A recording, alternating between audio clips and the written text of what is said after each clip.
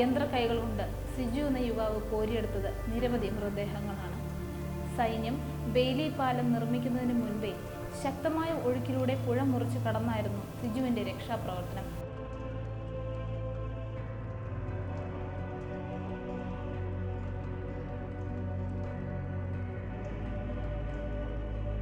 ദുരന്തരാത്രിയിലാണ് JCBയുമായി സിജു ചൂരൽമലയിലെത്തിയത്. പ്രദേശത്ത് നേരത്തെ ജോലി ചെയ്തിട്ടുള്ളത് കൊണ്ട് ചൂരൽമല, മുണ്ടക്കൈ ഭാഗങ്ങളിലുള്ളവരെല്ലാം പരിചയക്കാരായിരുന്നു സിജുവിന്.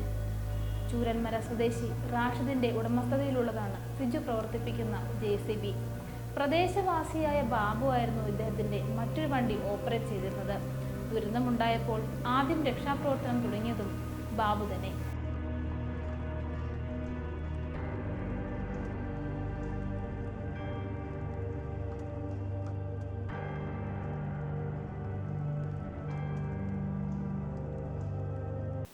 പിന്നാലെ റാഷിദിന്റെ വിളിയെ തുടർന്ന് സിജുവും ചൂരൽമലയിലെത്തി.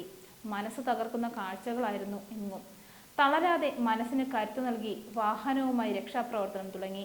പാലം തകർന്നതിനാൽ മുണ്ടക്കയിൽ രക്ഷാപ്രവർത്തനം പ്രതിസന്ധിയിലായിരുന്ന സമയമായിരുന്നു. മൃതദേഹങ്ങൾ സ്ട്രക്ചറിൽ കയറിൽ കെട്ടിയാണ് ഇപ്പുറം എത്തിക്കുന്നത്.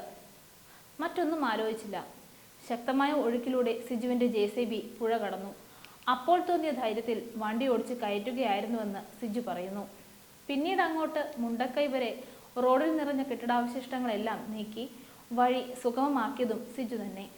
മുണ്ടക്കൈ ഭാഗത്തെ രക്ഷാപ്രവർത്തനം സുഗമമാക്കിയത് ഈ പ്രവർത്തനമായിരുന്നു.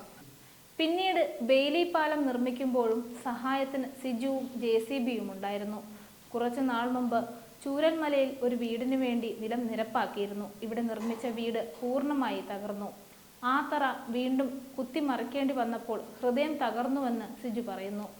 ഗൂഡല്ലൂർ സ്വദേശിയായ സിജു ഭാര്യയ്ക്കും മകൾക്കുമൊപ്പം മേപ്പാടി മാനിവയലിലാണ് വാടകയ്ക്ക് താമസിക്കുന്നത്.